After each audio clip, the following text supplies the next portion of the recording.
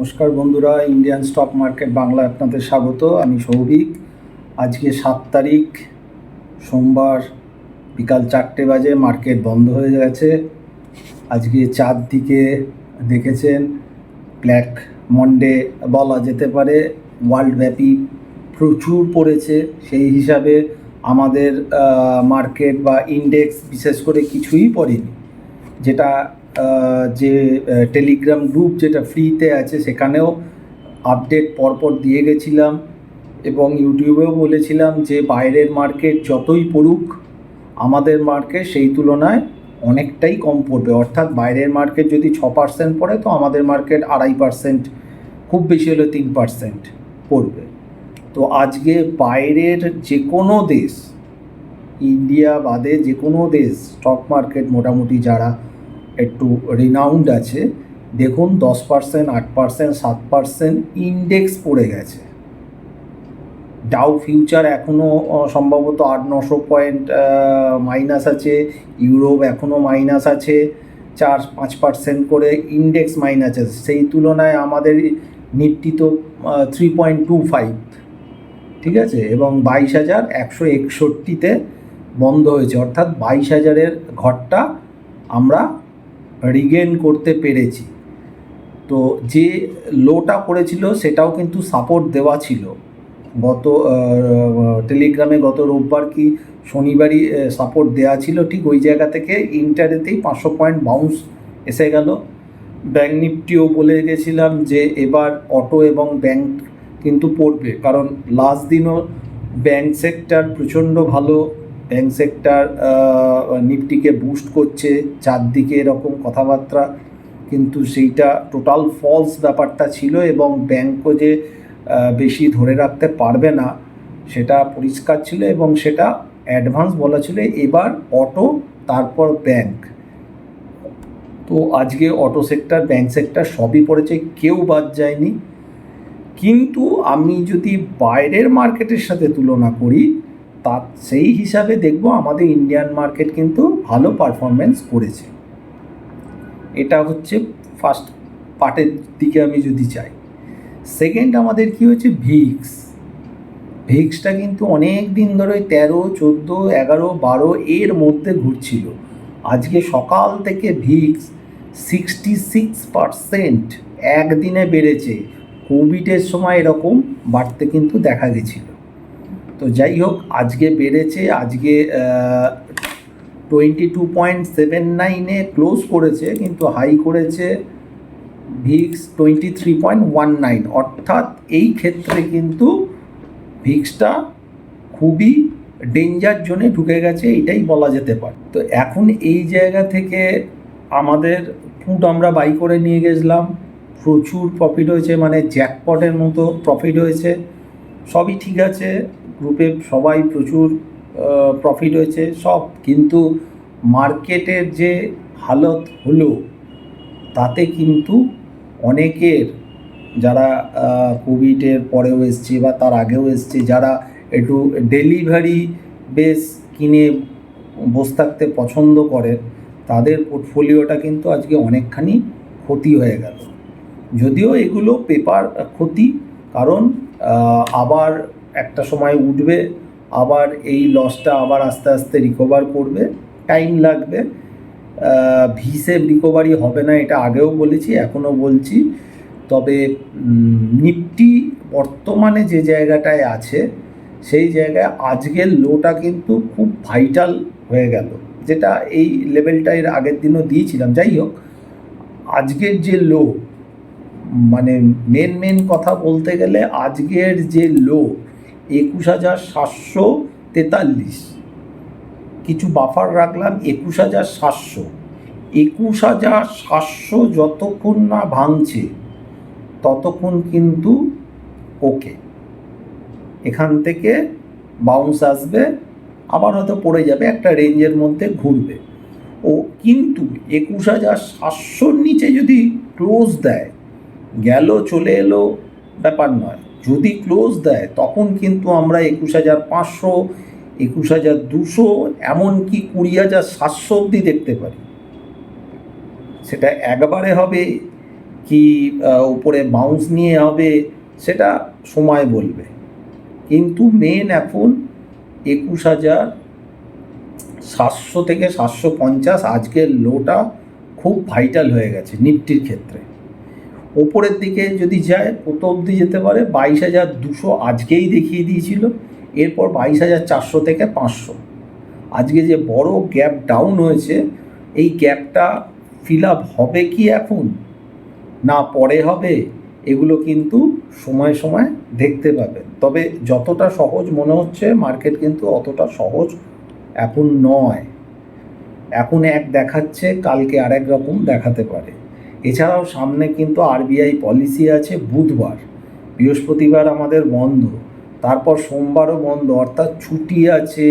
তারপর আরবিআই একটা পলিসি আছে, প্লাস বাইরে কিন্তু প্রতিনিয়ত নতুন নতুন খবর আসা শুরু করেছে। ওকে বলছে আরও কিছু আমিও ইম্পোর্ট চাপিয়ে দেবো, ডিউটি বলছে, ও আর এক কথা বলছে। বিভিন্ন জায়গায় কিন্তু বিভিন্ন রকম হচ্ছে। আলটিমেটলি যদি খারাপ হয়, সবথেকে খারাপ হচ্ছে আমেরিকার আপাত দৃষ্টিতে শর্ট টার্ম হিসাবে সবটা খারাপ হচ্ছে। কারণ কি? কারণ আমি যদি গোদা বাংলায় যদি বলি, আমাদের এখান থেকে সাপোজ কোনো জিনিস আমেরিকায় যায়, আমেরিকা যারা থাকে তারা আমাদের সেই জিনিসগুলো কনজিউম করে বা কিনছে, কারণ ওদের ওখানে সেই জিনিসগুলো উৎপাদন হয় না। এইবার কি হচ্ছে, আমাদের যে জিনিসটা যাচ্ছে তার উপর যদি ট্যারিফটা বাড়িয়ে দেয়, তখন আগে যদি ওরা 100 টাকায় কিনতো, এখন সেটা 130 টাকা ওদের কিনতে হবে। অর্থাৎ আমেরিকার পাবলিকের মানে ক্ষতিটাই মেনলি হচ্ছে।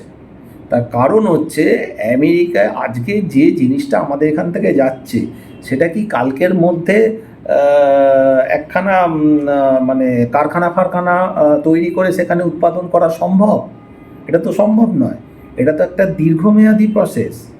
সেই প্রসেসটা করার পর যদি ট্যারিফটা বাড়াতো একটা জায়গা ছিল, কিন্তু আলটিমেটলি ক্ষতিটা হচ্ছে আমেরিকার শেয়ার মার্কেট সবথেকে বেশি পড়ছে এবং পড়বেও। তার সাথে বাইরের যে মার্কেট আছে দেখেছেন, এশিয়া, ইউরোপ, কেউ বাদ যায়নি। ভারতের যে কন্ডিশান স্লো বা স্টেডিতে দেখছে, ভারতের মার্কেট স্ট্রাকচার যথেষ্ট ভালো। আমি আবারও বলছি, ভারতীয় মার্কেটের ইন্ডেক্স ব্যাঙ্ক নিফটি কোনো বেয়ার মার্কেটে যায়নি। আজকে ব্ল্যাক মানডে হতেই পারে, কিন্তু তার মানে এই নয় যে বেয়ার মার্কেটে চলে গেছি, একদমই নয়। 21,000-এর নিচে যতক্ষণ না আমরা ক্লোজ করে চলবো, ততক্ষণ এটা কারেকশান, এর বাইরে কিছু নয়। হ্যাঁ, ওপরে নতুন হাই ভাঙবে সেটা এখন বলা যাচ্ছে না, ভাঙবে কি ভাঙবে না, ভাঙবে তো নিশ্চয়ই, কিন্তু কবে? এবছরে না 2 বছর পর না 3 বছর পর, সেটা সময় বলবে। কিন্তু আমরা পেয়ার মার্কেটে নিয়ে এই ফলটা মেনলি হচ্ছে বাইরের যে একটা এই ট্যারিফ নিয়ে যে এত গণ্ডগোল, এছাড়া যে যা পাচ্ছে এখন বলে যাচ্ছে, সেই সব নিয়ে মার্কেট একটু ভয়ভীত। এফআইআই সেল চলছে, ডিআইআইও সেল করেছে, আজকেও স্বাভাবিক সব সেল ফিগারই হয়তো পাবো। এবার রিটেলাররা কত কিনবে? তারা এমনি ফেসে আছে, তারা আরও ভয়ে আছে। অর্থাৎ এই জায়গা থেকে আমার ধারণা লেভেল অনুযায়ী কাজ করুন, লেভেল অনুযায়ী কাজ করলে কিন্তু ভালো পয়সা পাওয়া যাচ্ছে। তাড়াহুড়ো করবেন না।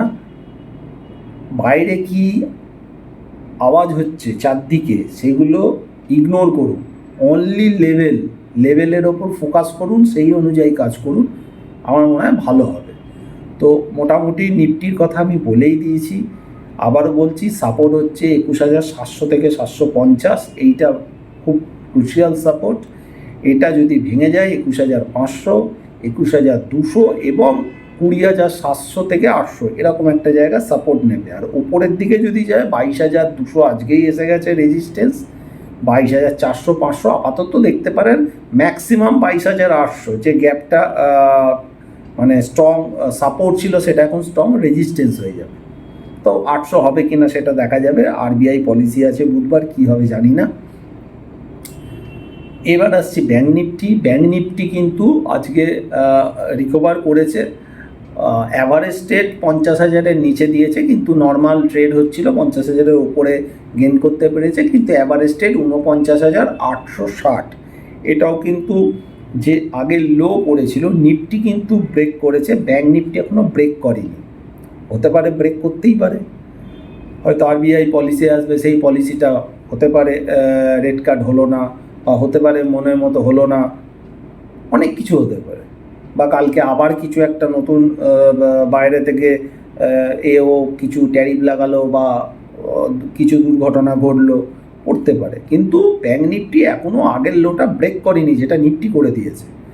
তো সেই হিসাবে ব্যাঙ্ক নিফটি আপাতত সাপোর্ট হচ্ছে 49,500 পয়েন্ট, গ্যাপে গ্যাপে সাপোর্ট আছে 49,000, 48,500 এবং 48,000, এটা সাপোর্ট আছে। আর উপরের দিকে মোটামুটি 50,300 এবং 50,500, এটা ওপরে রেজিস্ট্যান্স আছে। এখন চেষ্টা করবেন দিনের দিন কাজ করে সওদা উড়িয়ে যেতে, লস হোক বা লাভ হোক, যাই হোক, সওদা কিন্তু দিনের দিন স্কোয়ার আপ করার চেষ্টা করবেন। কারণ এখনকার মার্কেটটা কিন্তু ডেলিভারি যদি নিয়েও যান, অপশানে ধরেই নিয়ে যাবেন, ফিউচার নিয়ে যাওয়ার চেষ্টা করবেন না, এবং খুব কম কোয়ান্টিটি, দরকার হলে 1 লট নিয়ে যাবেন।